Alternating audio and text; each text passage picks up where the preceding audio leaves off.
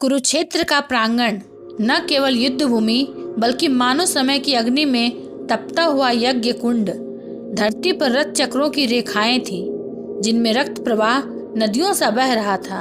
आकाश शंखनाद और रणघोष से कांप रहा था और इस महाविनाश के पीछे छिपा था एक रहस्य, कर्ण का सत्य।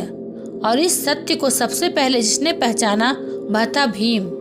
हस्तिनापुर की सभा में जब दुर्योधन ने कर्ण को अपना मित्र घोषित किया, सबने उसका उपहास किया। भीम ने भी कठोर वचन कहे।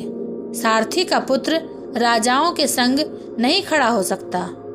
परंतु हंसी और कटाक्ष के पीछे भीम ने कर्ण की आंखों में अद्भुत तेज देखा। वह तेज जो न किसी सेवक का हो सकता था न किसी दीन व्यक्ति का। भीम ने भीतर ही भीतर कहा, यह युवक साधारण नहीं, इसकी दृष्टि में वही ज्वाला है जो हम पांडवों को भी जलाती है। पांचाल की सभा सजी थी, राजकुमारों का जमावड़ा था। जब कर्ण ने धनुष उठाया, सभा स्तब्ध हो गई।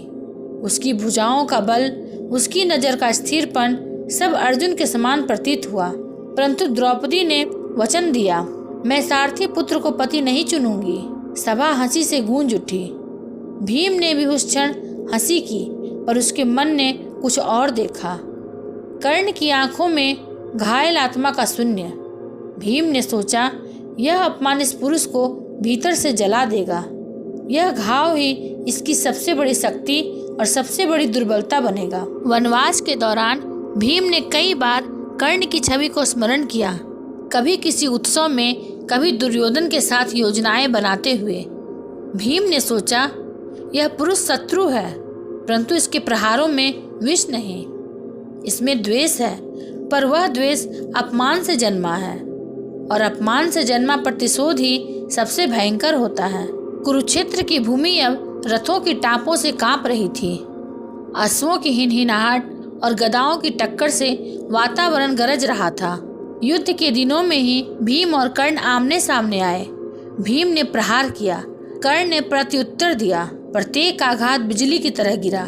धरती से चिंगारियां फूटने लगी। परंतु भीम ने देखा, कर्ण जैसे कुछ रोक रहा है स्वयं को। वह प्रहार करता है, परंतु अपनी संपूर्ण शक्ति नहीं लगाता। भीम ने मन ही मन कहा, यह क्यों बंधा हुआ है?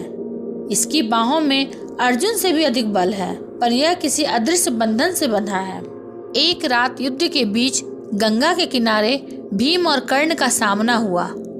आकाश में चांदनी बिखरी थी, लहरें तट से टकराती थीं।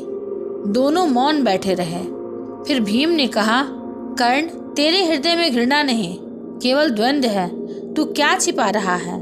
कर्ण ने गहरी सांस ली, धीमे स्वर में बोला, यदि मैं कह दूं कि मेरा रक्त तुझसे जुड़ा है तो क्या तू विश्वास करेगा? भीम स्तब्ध रह गया। उसने कर्ण की आंखों में सत्य की झलक देखी। भीम का हृदय कांप उठा। हाँ, यह हमारा ही भाई है।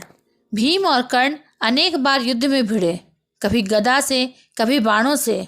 हर बार भीम ने वही अनुभव किया, कर्ण प्रतिशोध से लड़ता है, परंतु उसकी आत्मा कहीं और बंधी है। भीम ने सोचा, दुर्योधन के प्रति इसकी निष्ठा है, पर उसके भीतर एक और संसार है जो इसे कचोटता रहता है। कुरुक्षेत्र की भूमि अब रक्त और अग्नि से जल रही थी। आकाश में बाणों का जाल था। उस दिन अर्जुन और कर्ण आमने सामने थे। भीम दूर से देख रहा था। कर्ण के हर प्रहार में वज्र था, परंतु हर बार कोई अदृश्य शक्ति उसे रोक देती। रथ धंस गया, शापित बाण निष्फल हो गए। भाग्य ने कर्ण को जकड़ लिया। भीम ने वेदना से कहा, यह रणभूमि से नहीं, भाग्य से हार रहा है। यह युद्ध का पराजित नहीं, नियति का शिकार है। जब अर्जुन ने कर्ण का वध किया, सारी सेना गूंज उठी। विजय का घोष, शंखनाद, जय जयकार। पर भीम मौन रहा। उसकी आंखों में आंसू थे। भीम ने मन ही मन कहा, भाई, तू अपमान और प्रतिज्ञा का बोझ उठाकर जिया। तू दुर्योधन का मित्र कहलाया, पर मैं तुझे माँ कुंती का पुत्र मानता हूँ। तेरी हार रणभूमि की नहीं, तेरी हार नियति की थी। युद्ध समाप्त हुआ। कुरुक्षेत्र की भूमि शांत हुई। रक्त सूख चुका था, धूल बैठ चुकी थी, पर भीम के हृदय में एक शून्य रह गया था। वह जानता था इतिहास इस सत्य को नहीं लिखेगा। कर्ण को सबसे पहले जिसने समझा वह मैं था।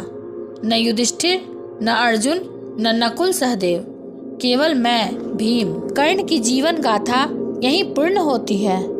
वह युद्ध भूमि में पराजित होकर भी इतिहास में अमर हो जाता है। यही कारण है कि आज भी कर्ण केवल वीर नहीं बल्कि दान, धर्म और पति प्रेम का प्रतीक माना जाता है। अगर आपको यह वीडियो अच्छा लगा हो तो इसे लाइक, शेयर और सब्सक्राइब अवश्य करेंगे। ये महाभारत सिर्फ युद्ध की नहीं, जीवन के ज्ञान की कहानी है। मिलेंगे अगले प्रसंग के साथ, तब तक के लिए धन्यवाद।